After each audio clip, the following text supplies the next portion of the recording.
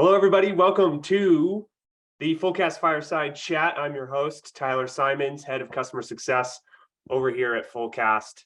And we are a go-to-market planning and execution platform. Today's guest, Kevin Raybon, who is the Vice President at SBI, the Growth Advisory.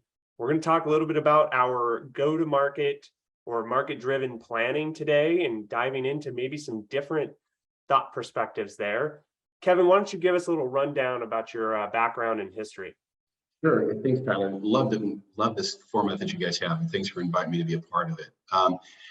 My background is like probably a lot of people on this call who have a operations, whether it's rev ops or sales ops background. I fell into it and have done sales ops, rev ops for the last 15 to 20 years in different size companies in different industries. And this annual planning, this market-driven planning topic is something that's been on my calendar every year. So there's a lot of things that, frankly, we failed at and things that we've learned and gotten better at. So I look forward to sharing some of those things with you and then some of the perspectives from the things that SBI has done with our clients over the years. So I think this could be a good time.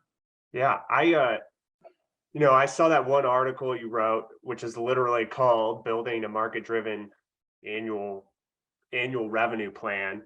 And it's on SBI, the Growth Advisory. And I'm just like locked in and clued in because that's exactly the stuff that we deal with. And I think that's kind of the way forward. And it's going to be our framework for today.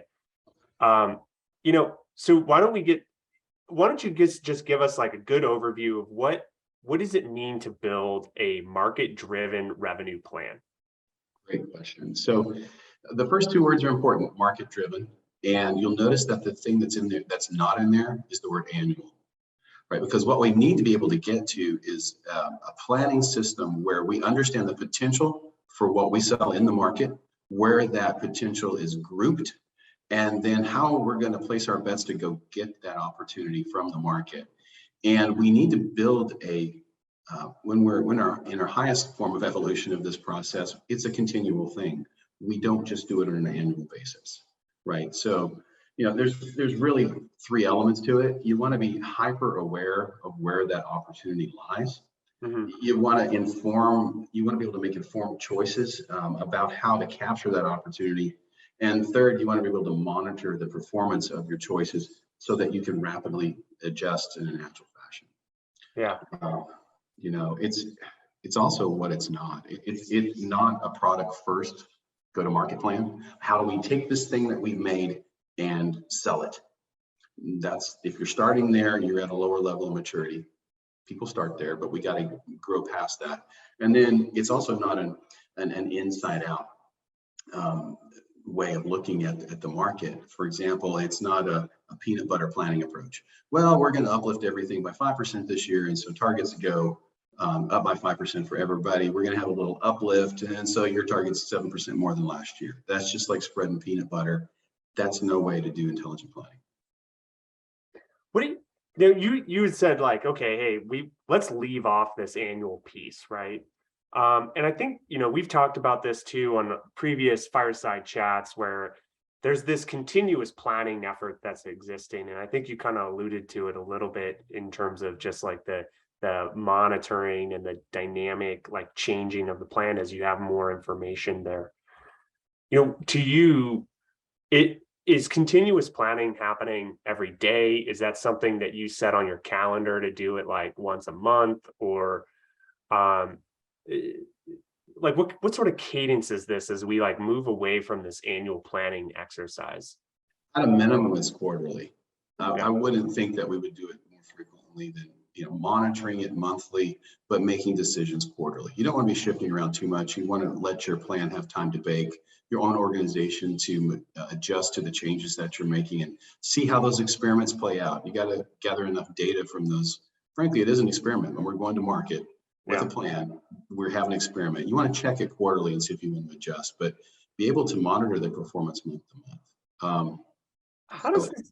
Good. It's just like this is a piece that I've always just like sat here and thought about, because it's still always very much a finance gives you a number, right? And it's a yearly number. This is what we're going to do for the fiscal year.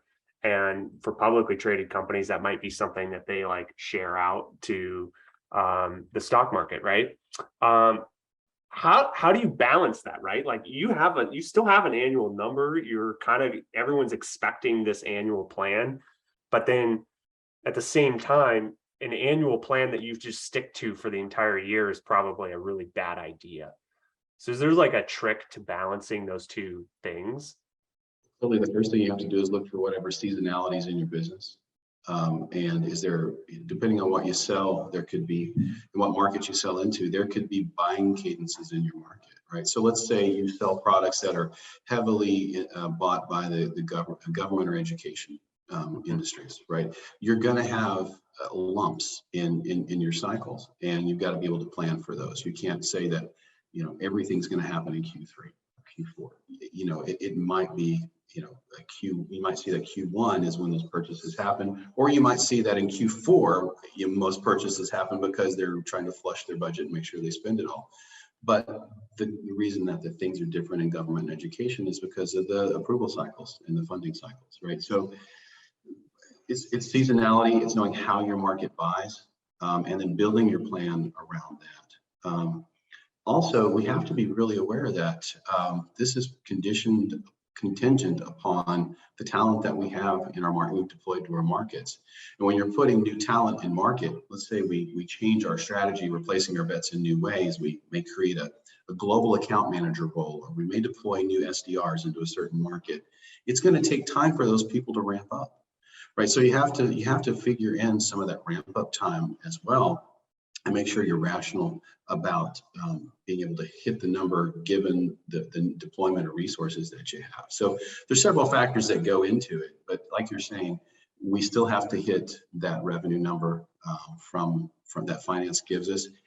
And many people in operations don't realize until too late that their sales leader is given a second number they have to hit. And that second number is the cost. Yeah. She's given a number that says, hey, you have to go extract this much from the market, but you can only do it within this cost range, right? So the planning side has really those two different elements, which is the cost and the revenue. And those, there's several factors that go into rationalizing your plan. I think we're talking about another episode of the fireside chat there and getting into the cost thing. Yeah. So, you know, we're going to talk a little bit about this framework around potential spend and propensity to buy, and maybe even to like expected bookings. But, you know, going to this market-driven revenue plan almost to me is like this I want to say foreshadowing, but I don't know if that's the right word, but just like thinking about getting rid of this old employee segmentation model that we've talked about. There's like this classic segmentation model that everyone tends to lean towards because it's what we've done for years and years. Geos, which is the APAC, AMER, LATAM, and maybe that still makes sense. And then you split that up by employee segments where you got enterprise, mid-market, SMB, and then so on and so forth from there. You know, what are your thoughts on that? Is it time to like maybe rethink just throwing that stuff out the window and doing something different? You're never going to see me post something that says employee segmentation is dead. You know, the is dead part, that's just clickbait. And that's what you're trying to get me to say here. It's not dead. But what you have to do is you have to really ask yourself, well, why are we taking that approach in the first place? Yeah. And there's really two answers. One is because we're taking that approach because the market, the way we segment that way, those clients, they buy in a unique way based on the way we segment, or that there's something about that profile that's truly unique. So we've got a specific set of messaging, and we understand their buyer journey.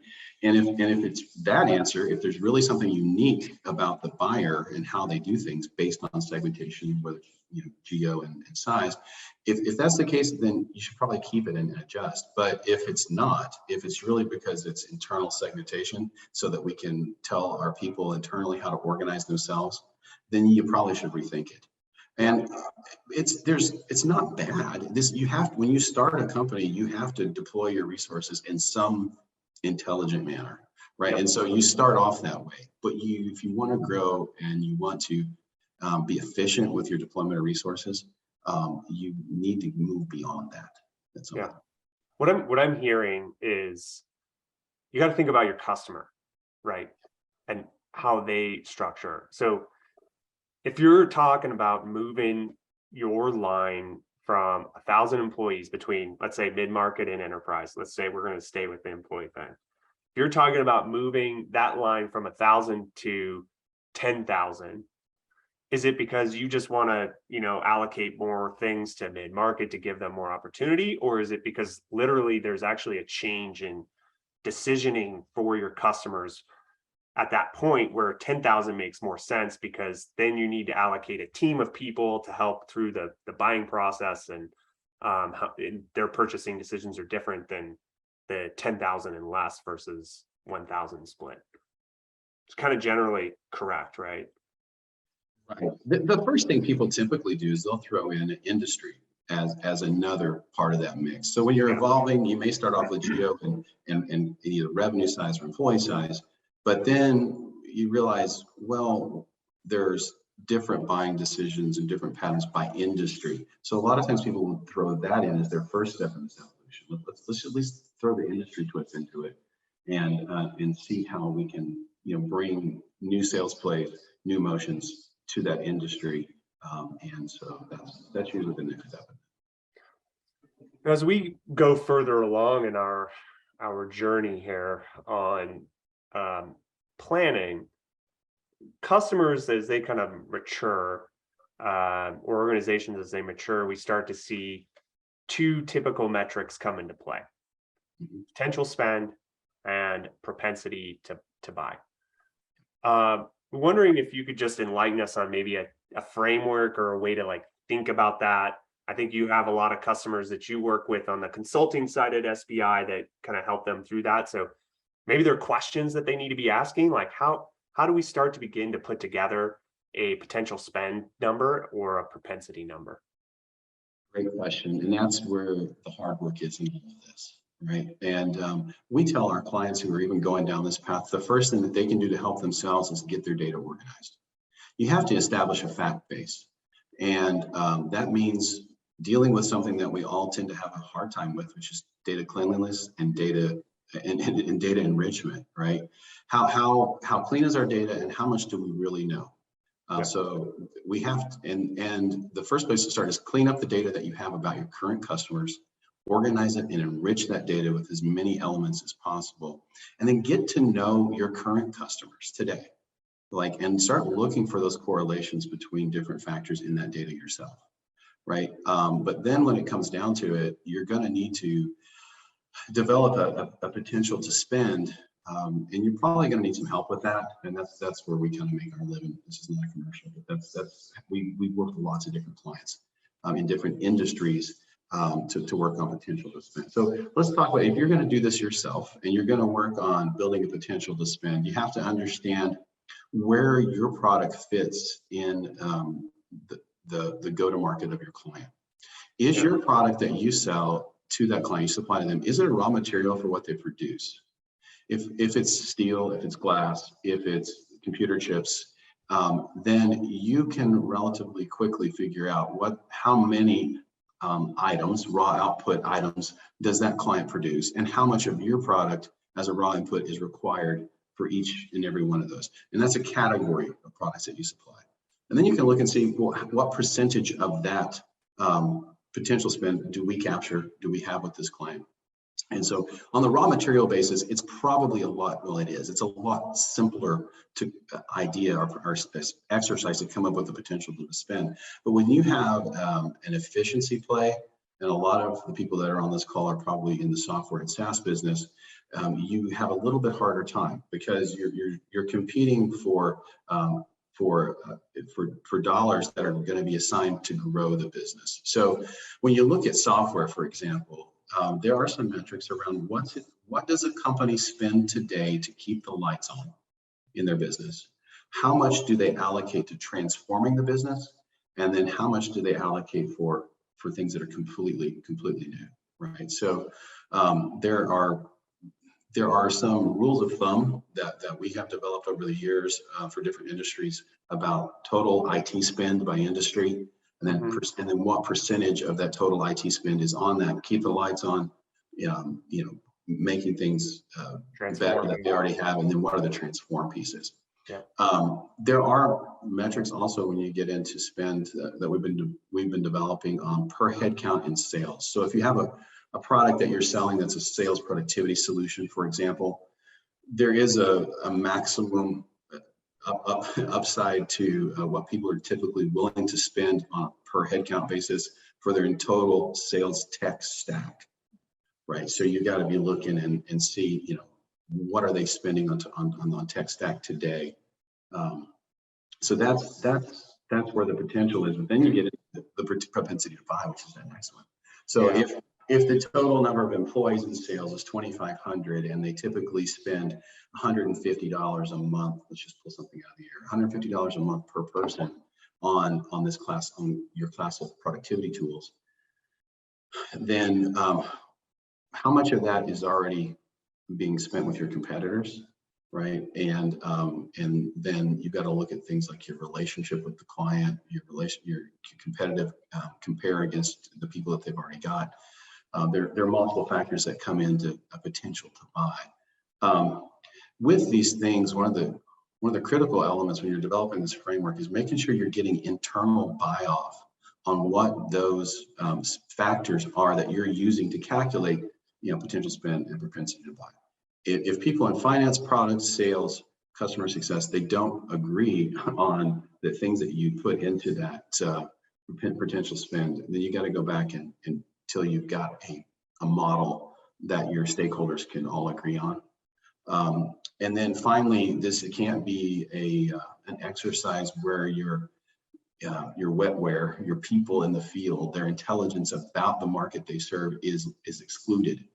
You have to be able to have a step in your framework where you are taking what you have developed, I'll say academically, you've intelligently informed your model with these factors, but you got to bounce that up off your field people so that they can give you some insights into unique situations that may exist within their patch of business, right? You don't let those people set the targets, but you're taking their input and as to where helping you develop that heat map, so to speak, for what you're going to call it. Yeah.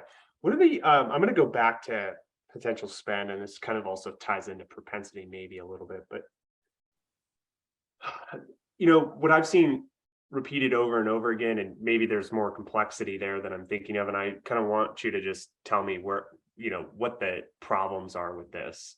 But let's say I got a piece of software that I know that if we sold to company A and they have 200 employees and we cost $10 per employee, that the potential spend of this company, regardless of all the other metrics, is what did I say? Was it 200 employees? So $2,000. Forget these numbers here. So it's $2,000, right? That's the potential spend. Slap the number down on the account record and let's move on. I mean, that's a super simple back of the napkin math. What are the gaps there? What are the problems that I could potentially run into? Or is that a great place to start, maybe? Yeah, it's a place to start. I mean, and as you're evolving your planning discipline and your model, you have to pick something that you can measure and so you've got to start with the measurements that you can easily grab and you can monitor. And then over time you can move those forward and make them a little bit more complex. But you got to start with the most simple model that you can come up with that people can agree on and that you can easily track. Because you can come up with a really esoteric model, but if nobody understands it, they're not going to trust it. And frankly, really one of the benefits to going through this kind of an exercise is cascading down the ownership of the business. And what I mean by that is you want your sales managers and your sales people to be able to understand how we got to their number. They're not going to agree with it. They're going to push back because they're paid based on their ability to hit it.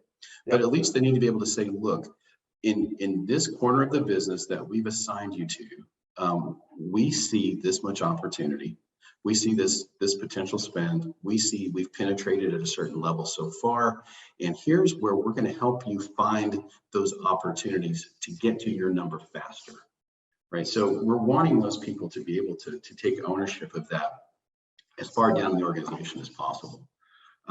It's knowing why you're doing what you're doing on a daily basis as a salesperson, or what you're driving your team to, is really important to know why we're doing this. It's not just to get the number, but it's about maximizing our potential in that market, right? And the more you teach people to think about the corner of the business they're assigned to in an intelligent way, the more they're going to give you direct feedback as to what's happening, and they're going to help you change that model and inform it with more information. So that's my thought on that. Cool. We got our numbers. Bringing it back to planning. How do we use them in a plan, right? We spent all this time putting potential spend and propensity together. If we're putting together a go-to-market plan, or let's say the market-driven revenue plan, like, how do they factor in? Like, how do you use these things to put together a model? Yeah, these are all outcomes that we expected from the business, and we're trying to calibrate our expectations in multiple dimensions to really make it a rational expectation of outcomes.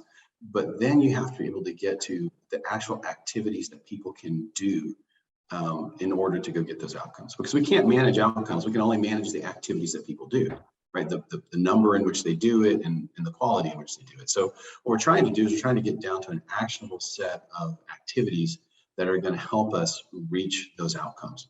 And that's really the magic. And thinking about it this way, we have a coverage model that we just kind of the road model. It's, which clients are we going to retain? Which ones are we going to be opportunistic with? Where are we going to acquire brand new ones? And then which are clients that we have that we needed to develop? So that's kind of the road model that we talk about for coverage. And this is where the rubber meets the road. It's where you're going and you're telling your salespeople, quite frankly, look, these are the clients. This is where your activity has been in the past. This is where your activity needs to be in the future for us to deploy this plan. We're going to enable you to have these discussions and give you playbooks and support to go out and beyond your retained clients, to talk to those that are more opportunistic, and then to go out and find some brand new green grass that we can go acquire brand new clients. Those are different motions, right? So we're going to enable you with things, technologies and tools and content, and marketing is going to prepare the beaches for you in all these places. And then the trick is you got to monitor where their activity actually takes place. And this is where the cadence gets a little tighter than quarterly. Monthly, for example, if you're looking at your call reports and where the activity, your salespeople, where the activity is taking place, and you're starting to see that it's lumping down into places that they're maybe comfortable calling, they're clients that they've already have, they're not calling into those maybe more difficult discussions, or they're not having success getting the appointments, getting the meetings, getting the trials, or what have you in those other places, then you're going to have to work with the sales leaders to make sure that the activity is taking place in the right quadrants. And also, you're going to have to expect some things are going to slip. Okay, this is a learning that I had, which was, it just came. It's like Net Promoter Score, for example. We love Net Promoter Score. But realize when you start to call in different places and you don't spend as much time with those clients that you've been spending so much time with in the past, because frankly, that's not where the best opportunity is, their Net Promoter Score is probably going to drop. And you got to be prepared to understand that is a trade-off in this model, right? And make sure that the sales team is not burned for a Net Promoter Score dropping in a place that you probably should predict that it's going to go down. Yeah. We're getting close to our time, and I think we teased this point, so I just want to cover it real quickly, and we don't need to go down the rabbit hole, but we did talk about expected bookings when we sent this out to everybody. So I just want to make sure we cover that, because I think it's also important. Like, a lot of people do this potential spend piece and they kind of stop there. right? They're like, boom, we're done. We have the TAM for our entire world, and this is it. But I feel like expected bookings takes it a step further, because you're essentially saying, well, sure, this is the potential spend of company A. It's $2,000, but in reality, we're not going to get all those $2,000. We're going to have some kind of expected bookings number. Maybe that's 1,000 for the year, and that's probably looking at propensity and spend, and maybe even this activity piece that you're kind of bringing into this. Could you just talk quickly about, one, maybe I've already done the difference here now that I think about it, but also just like really how we could think about expected bookings, and then again, how does that play into our overall plan? Yeah, that's a great question. And that really, it kind of ties into what I was talking about a bit before. We've got activities that we're doing. So, we're kind of working backwards. The outcome that we want is the plan. Yep. The bookings help us get to that plan. Well, the pipeline is an indicator of what we can expect in bookings and where we are in each of those different deals that are in the pipeline. So it's a very useful exercise to understand by segment and by unique buying motion, what are those milestones in that buyer journey, and know that, and then start to monitor how many of those milestones have you reached for the things that are in the pipeline. I'll say this, as a sales ops, rev ops person for years, we love slides that have chevrons on them that go from left to right, they begin and they end. And we are always pushing for consistency.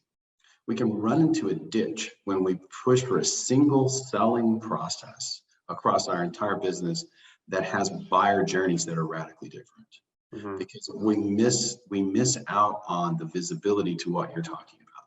Because if I have a large global account that has a buying journey that's more complex, has different milestones than a small to medium business, fewer decision makers, quicker process, that has, those milestones are going to be different, right? So to get to the understanding of, are we healthy?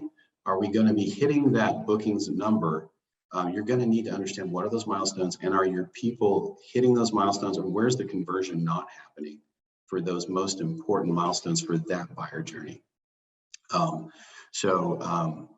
We like to do reporting in a consistent way. We like to have it simplified, but simplifying too much can cause you to lose visibility to those friction places in your business, where if you optimized for that specific sales team, you help them, remove the friction that's between those different phases. You're gonna improve your overall potential to hit the booking. So, in other words, if you have, say, 3 different unique buyer journeys, if you've got 3 different sets of milestones that you have to hit, you'll be able to understand, are we hitting enough of those milestones by buyer journey to have a healthy pipeline? There are other tools that get into individual tendencies. There's a lot of AI being deployed in this space right now, which is really awesome. And so there's a lot of cool tools around pipeline health and looking at the activities of individuals to hit their number based on pipeline health. But does that kind of get close to what you're talking about? I think so. I mean, we're also like kind of up on time, and there was actually a question here that somebody asked, and I could answer this too before we kind of wrap up. So what tools do you recommend for accurate company data aside from ZoomInfo? And I think this probably pertains to, you're getting all this data that you start to, you want to build your potential spend and your propensity. And you were talking about, well, get your data world in order. My opinion would be good to hear what yours are, is that there's no silver bullet in this world. And it's a lot of roll up your sleeves and hard work and deciding, who do you sell to and what sorts of information do you need based on that customer base to then go find a data provider that kind of meets that need. I agree with that. The thing about it, there are there are data sources that specialize in needs of different businesses. Okay, so Exactly. if you are in an infrastructure, if you're an infrastructure play where you're selling networks or you're selling the lighting or you're selling electrical equipment, you're probably going to need to know what kind of building projects are going on. Like, where are those new hotels getting built? Where are the new super centers and malls? Where are the new office buildings getting built? And there are data providers that can help you understand what projects have been approved, which ones are in the works. And anybody can reach out to me later and we can talk about specific ones. And then if you're in the software world, there are some companies who have made their living gathering software spend data and are getting. There's been some acquisitions and some roll-ups in that space lately, where there are a couple of really good providers for the software space. I'd be glad to answer those things directly without giving commercials for people. But I just say look for the demographic, firmographic information that you can get from the companies like you mentioned. It only gets you so far. You've got to get into where are they spending money today, and you're going to have to look for vendors that provide insight into that space and realize there's holes in everybody's data. You're going to want to understand what's their source for this data. Are they just scraping the stuff off their website, or is this gathered from surveys, or more of an in-depth understanding of what's happening inside the company? But hopefully that helps. I think that works. Anything else, parting gifts for our audience that you'd like to share? And then maybe if, we kind of talked about some of the data stuff. So if people want to reach out to you, if there's like a LinkedIn thing or something like that. Yeah, you can reach out to me at kevin.raybon@sbigrowth.com. We are a firm that gives, and we play the long game, guys. So a lot of the things that we talked about here, we cover in our annual planning playbook. Usually you'll have to register to get that off the website, but it's a very in-depth doc that gets into much of the framework that we talked about. It's independent of technology, it's independent of data. And we talk about the process that in detail that I went through here. So if you're interested in that document, send me a note. We'll make sure it gets to you. And this month we're launching a new service called SBI Growth Alliance. And with the Growth Alliance, we're going to be it's a membership program, and we're going to be diving deep into these things, another layer down beyond that playbook. So if you want to be on the notification list for when that thing goes live, again, send me a note. We'll be glad to get you on the list for that, so you can be an early adopter of that stuff. So cool. All right, Kevin. Well, thanks so much for taking the time today. It's been a great conversation. Tyler, thanks for the invite, and look forward to seeing you again in the future. Yeah, have a good one. Thanks.